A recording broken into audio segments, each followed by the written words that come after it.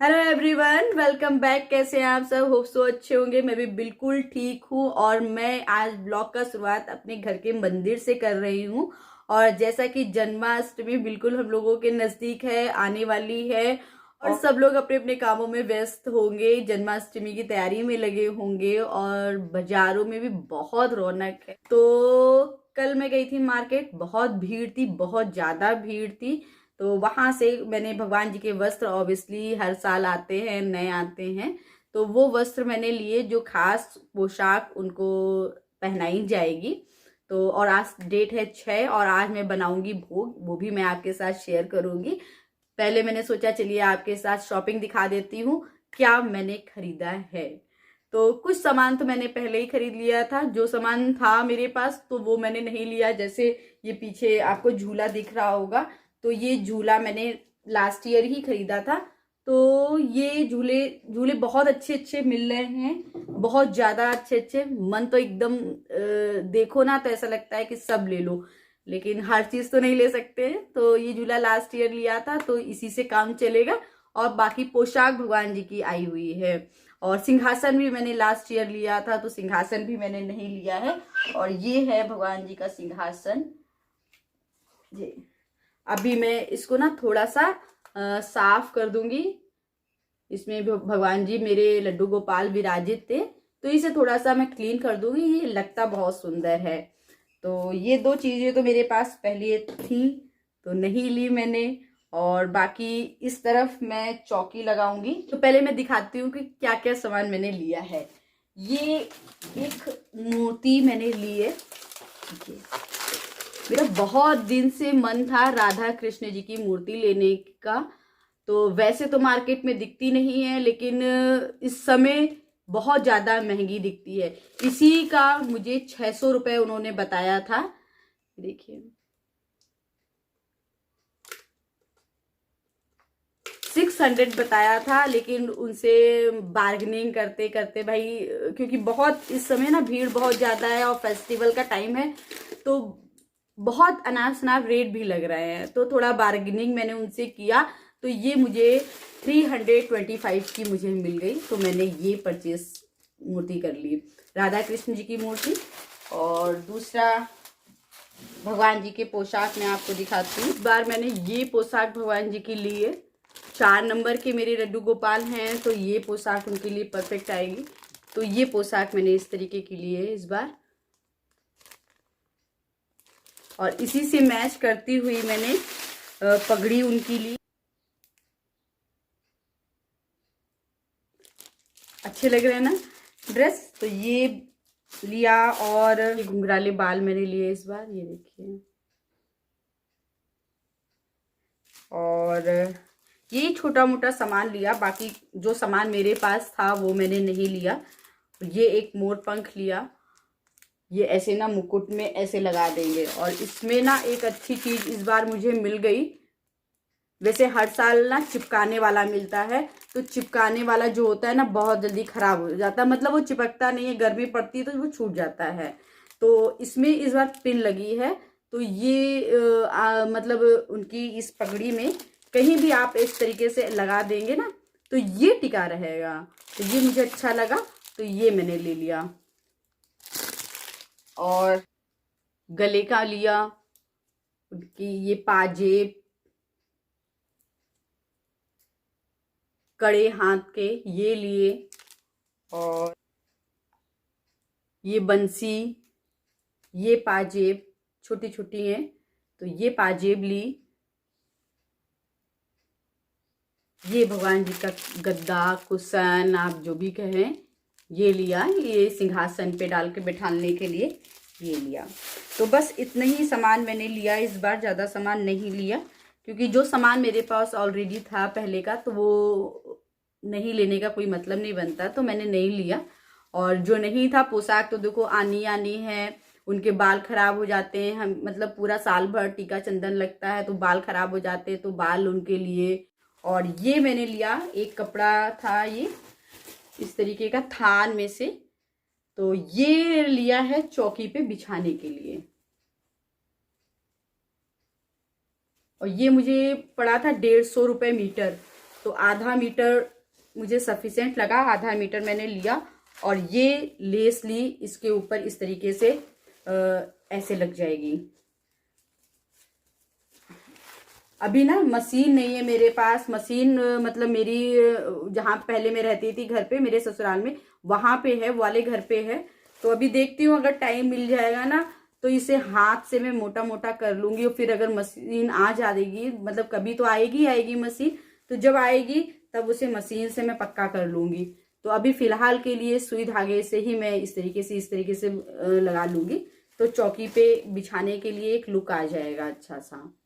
और ये मुझे बहुत सुंदर लग रहा था, येलो कलर का है, बसंती येलो कलर है और रेड कलर का मतलब उसमें प्रिंट बना हुआ है, बहुत सुंदर लग रहा था।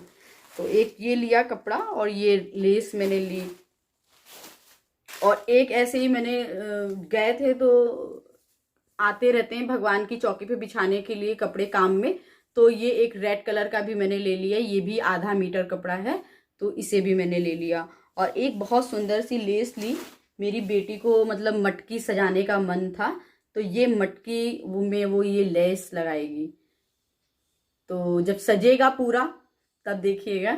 और जो भी जैसा भी सजा पाऊंगी, थोड़ा बहुत सजाएंगे तो है ही। तो ये लेस ली मैंने ये मटकी में लगाने के लिए, और बाकी ये लड़ियां हैं इस तरह की, ये सब डेकोरेशन का जितना सामान है ये सारा, तो मतलब हर साल कुछ ना कुछ थोड़ा बहुत लेना ही रहता है। तो इस बार ये लड़ियां मैंने ली, ये इस तरीके से छोटे छोटे ये मिल रहे थे, ये लिया, ये बॉल, तो यही सारा सामान मैंने लिया। और अब चलते हैं किचन की तरफ, भगवान जी का बनाना है मुझे आज भोग, क्योंकि आज 6 तारीख है और बहुत से लोग आज भी जन्माष्टमी मना रहे हैं, लेकिन मैं तो कल मनाऊंगी। तो आज मैं भोग तैयार करके रख लूंगी और कल मंदिर सजाऊंगी, मंदिर साफ करना है, सारे भगवान जी के वस्त्र चेंज करने, कपड़े वगैरह सारा चेंज करूंगी, और लड्डू गोपाल जी की तो अलग से सेवा होगी होगी। और ये पीछे रखे हैं मोर पंख, ये भी मिल रहे थे तो ये भी मैं लेके आई थी, और मोर पंख लाना भी चाहिए और ज़रूरी भी होता है मोर पंख लाना। तो यही सारा सामान, तो मैंने डेली वाली अपनी पूजा की और उसके बाद तुरंत ही मैं आ गई किचन में। और इस वक्त मैंने नाश्ता वगैरह कुछ नहीं किया था, मैंने सोचा पहले भोग बना लें फिर उसके बाद नाश्ता आराम से करेंगे। तो देखिए मेवे का पाक ज़रूर बनता है, बहुत से लोग इसे पाक बोलते हैं, मेवा कहते हैं, मतलब अलग अलग नाम से जानते हैं, लेकिन बनता अल्टीमेट वही है। डिफरेंट टाइप की मेवा अपना काट के, और बहुत लोग खरबूजे के बीज, मेलन सीड, और जिसके मतलब तरबूज के बीज जो भी मिल जाते हैं उनको उनको मेवे के साथ मिक्स करके चाशनी में, कोई चाशनी में पाकता है और कोई खोए डाल के पाकता है। तो मैं अक्सर चाशनी में बनाती थी और इस बार मैं खोए में ट्राई करूँगी। ये सारी मेवा मैंने एक दिन पहले कट करके रख ली थी, और ये है मेलन सीड, इसे मैं थोड़ा सा ड्राई रोस्ट करूँगी, मैंने घी वगैरह नहीं यूज़ किया है, सिर्फ ऐसे ही ड्राई रोस्ट करूँगी। और ये बहुत ज़्यादा, जैसे जैसे रोस्ट होते हैं वैसे वैसे ये उछलते बहुत ज़्यादा हैं, तो इनको और इसमें जलने का भी बहुत डर रहता है। तो आप इसे प्लेट में ढक के ही, मतलब जैसे उछलने लगे ना तो प्लेट ढक दीजिए, और गैस की फ्लेम थोड़ा सा स्लो या ऑफ़ कर दीजिए, ये अपने आप अच्छे से भुन जाएंगे। फिर उसी कढ़ाई में मैंने ये मखाने भी थोड़ा ड्राई रोस्ट कर लिए, और इसमें भी मैंने घी का यूज़ नहीं किया है, प्लेन मतलब ऐसे ही ड्राई रोस्ट कर लिया है। चाशनी जो बन रही थी उसको थोड़ा स्लो आंच पे थी, तो मैंने सारा काम हो गया, बीज भी मेरे रोस्ट हो गए थे, मखाने भी रोस्ट हो गए थे, तो मैं अब चाशनी पे आ गई थी। मैंने चाशनी देखा कि कैसे पक रही है कि नहीं पक रही है, तो चाशनी तो मुझे लग रहा था लगभग हो गई, क्योंकि इसमें 2 तार की चाशनी चाहिए थी। जैसे मैंने उंगली में लगा के देखा तो 2 तार अच्छे से बन रहे थे, लेकिन ये मेरा खोया थोड़ा सा, मैंने 1-2 दिन पहले बना के रखा था तो ये थोड़ा सा ढीला था। एक्चुअली जो फ्रिज में रख दिया था, तो फ्रिज में रखने की वजह से मुझे पता नहीं चल पाया, तब तो ये टाइट हो गया, लेकिन जैसे ही मैंने इसे चाशनी में डाला तो वो मेल्ट हो गया। तो पाग मेरा बहुत अच्छे से मतलब बिल्कुल जम नहीं पाया था, लेकिन फिर भी मैंने जैसे तैसे फ्रिज में रख के इसे जमाने की पूरी कोशिश करी थी। तो मुझे लग रहा था इसे थोड़ा सा और पकाना चाहिए था, और उस समय ना बिल्कुल समझ में नहीं आया। जैसे ही मैंने इसे प्लेट में ट्रांसफ़र किया तो मुझे समझ में आ गया कि अभी इसमें थोड़ा सा पकाने में कसर रह गई है। लेकिन मैंने सोचा फिर दोबारा अगर कढ़ाई में डालकर फिर से ट्राई करूँ इसको पकाने की, तो हो सकता है कि फिर ना बने बिल्कुल ही। तो मैंने ऐसे ही सोचा कि इसे प्लेट में रख के तुरंत फ्रिज में रख दूँगी, तो थोड़ा सा पीस काटने में आराम हो जाएगा। तो उसी कढ़ाई में मैंने थोड़ी सी चीनी ली, करीब आधा या पौन कप चीनी होगी, और ज़रा सा बिल्कुल मैंने पानी डाला जिसमें चीनी अच्छे से मेल्ट हो जाए, और लगातार इसे चलाते हुए मैंने इसे मेल्ट कर लिया। और इसमें मैं पागूंगी मखाने। जी हाँ, मखाने जो चीनी वाले होते हैं वो पकते हैं। पहले मैंने सोचा गुड़ का यूज़ करूं, लेकिन फिर गुड़ मुझे कुछ साफ दिखा नहीं, तो मैंने चीनी से ही बनाए। तो इस तरीके की इसमें भी 2 तार की चीनी की ज़रूरत पड़ती है।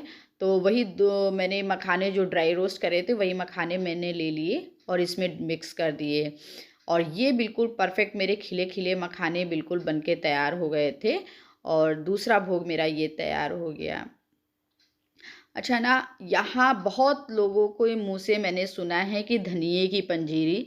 मैं भी इस बार सोच रही थी कि धनिये की पंजीरी बनाऊं, लेकिन मेरे यहाँ हमेशा ये आटे की पंजीरी ही बनती है, और मेरे मायके में और ससुराल में दोनों जगह।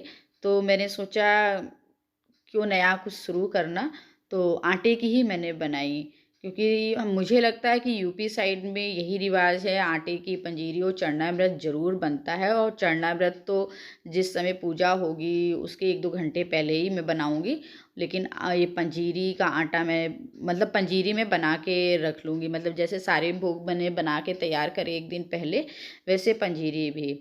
और पंजीरी में आटा जो लिया है मैंने बहुत थोड़ा लिया है, क्योंकि बहुत मतलब कोई नहीं खाता है घर में। प्रसाद के नाम पे तो थोड़ा थोड़ा सब ले लेंगे, वैसे कोई ज़्यादा पसंद नहीं करता है। और आटे को घी डाल के थोड़ा अच्छे से भून लेंगे, और इसको बराबर लगातार चलाएंगे, नहीं तो ये बहुत जल्दी लगने लगता है। और जब तक खुशबू आने लगे खूब अच्छी सी सोंधेपन की, तब तक इसे अच्छे से भूनेंगे। अब इस आटा मेरा भून गया था, इसी के बीच में मैंने थोड़े से मेवे रख लिए। ऐसा करने से ना थोड़ा मेवा बिल्कुल क्रिस्प हो जाता है। और ये देखिए मेरा भोग बिल्कुल तैयार है। जितनी पीस इसके निकल पाए ना उतने तो मैंने पीस कर लिए, और जितने पीस नहीं निकल पाए तो उसका मैंने बना लिया लड्डू। जी हाँ, ये देखिए लड्डू, ये भी बिल्कुल परफेक्ट लड्डू बन गए हैं। और एक आइटम से ना कभी कभी चीज़ बिगड़ जाती है ना, तो ऐसे ही होता है। एक आइटम से 2 चीज़ें बन के बिल्कुल तैयार हो गई। और इधर मेरे मखाने देखिए बहुत परफेक्ट बन गए हैं, बिल्कुल चीनी से कोट हो गए हैं ये। और पंजीरी भी मेरी अच्छी बन गई है, ये देखें। और इसमें मैंने ना ठंडी हो गई थी तो फिर चीनी मिला के रख ली मैंने। तो देखिए ये मेरा भोग बिल्कुल तैयार हो गया है। और कल सिर्फ मंदिर को साफ करूँगी और झांकी सजाऊंगी अपनी, यही काम मेरा कल के लिए बचा है। सो फ्रेंड्स, ब्लॉग को यहीं पर एंड करूँगी, मिलूँगी नेक्स्ट ब्लॉग में। तब तक के लिए till then take care, bye bye.